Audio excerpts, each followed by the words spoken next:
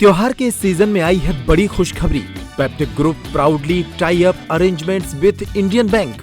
Peptic town Naugaon road Chhatarpur के new extension में खरीदिए अपने सपनों का घर इंडियन बैंक की मदद से। लोएस्ट इंटरेस्ट रेट और प्रोसेसिंग फीस पर पाइए हाउसिंग लोन। आज ही इन नंबरों पर कॉल करें।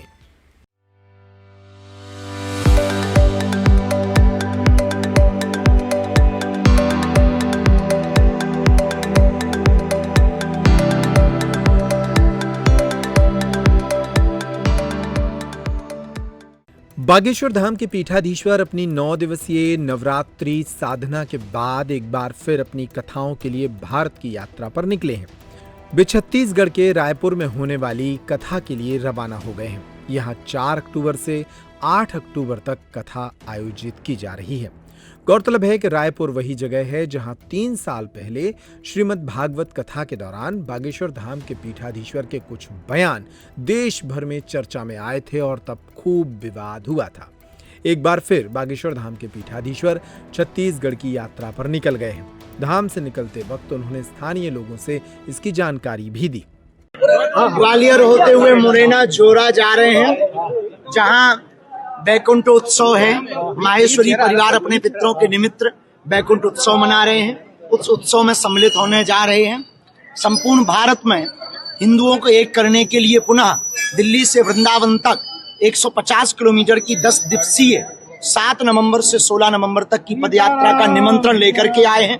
अभी वर्तमान में एक बहुत विचित्र स्थिति हुई है। तमिलनाडु में भगवान राम के विग्रह का जो जलाया गया, जिस प्रकार से उन लोगों ने धूर्त लोगों ने कृत्य किया, ये निश्चित रूप से राम के राष्ट्र में रावण के खानदान के लोग हैं। ऐसे लोगों पर वहां की सरकार भी कार्रवाई करे और इनको तो फांसी ही देनी चाहिए। हम ये भगवान से प्रार्थना करते हैं, क्योंकि सबके अपने अपने आराध्य होते हैं। किसी को भी किसी के भी आराध्य की भावनाओं को ठेस पहुंचाने का अधिकार नहीं है।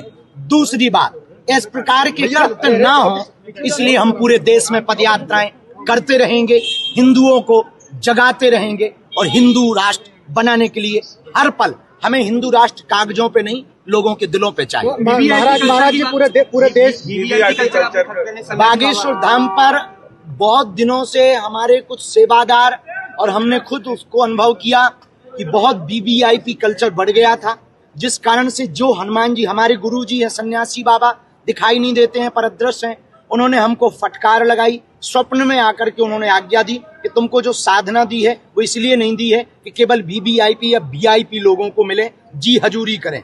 ये आपको उनको लिए मिली है जिनका कोई नहीं है। तुम उनकी मदद करो, उनसे मिलो, उनको मार्गदर्शन दो और शक्तियों के माध्यम से उनकी समस्याओं का निराकरण करो। इसलिए हमने नवरात्रि की परमा को संकल्प लेकर के ये प्रण किया कि जो भक्त बनकर आएंगे उनको मिलेंगे। वीवीआईपी कल्चर बंद होगा। कम से कम एक दिन का टाइम तो वीआईपी लेके आए, वो बैठे, उसे भी महसूस हो गरीबों की पीड़ा का, ताकि वो उसको अनुभव कर सके। इसलिए हमने ये प्रण लिया। महाराज जी, देश भर में कई जगह आग लगाने की कोशिश की जा रही है। जैन जी आंदोलन के नाम पे कुछ जगह देखिए, जैन जी के लगभग बॉर्डर में हम भी हैं। 1996 का हमारा जन्म है, तो बॉर्डर पे हैं हम। जैन जी तो नहीं है पर बॉर्डर पे हैं। आइलम मोहम्मद कोई बुरा नहीं है, आइलम महादेव भी कोई बुरा नहीं है, लेकिन सरतन से जुदा कर देंगे, ये कभी बर्दाश्त नहीं किया जाए। मौलाना लगातार पाक अधिकृत जमीन लेकर के रहेंगे। यही समय है, सही समय है। और अभी पाकिस्तान में बहुत बढ़िया हंगामा चल रहा है। भगवान सबको सद्बुद्धि दें। हम वहां भी शांति की प्रार्थना हनुमान जी से कर रहे हैं और पाकिस्तान से कहेंगे कि यदि तुमसे देश ना संभले तो घर वापसी कर लो भारत में। बागेश्वर धाम के पीठाधीश्वर रायपुर की यात्रा पर निकले, लेकिन इसके पहले वे ग्वालियर पहुंचे और यहां आयोजित बैकुंठ उत्सव में सम्मिलित हुए। बागेश्वर धाम के पीठाधीश्वर ने इसके बाद रायपुर की यात्रा प्रारंभ कर दी।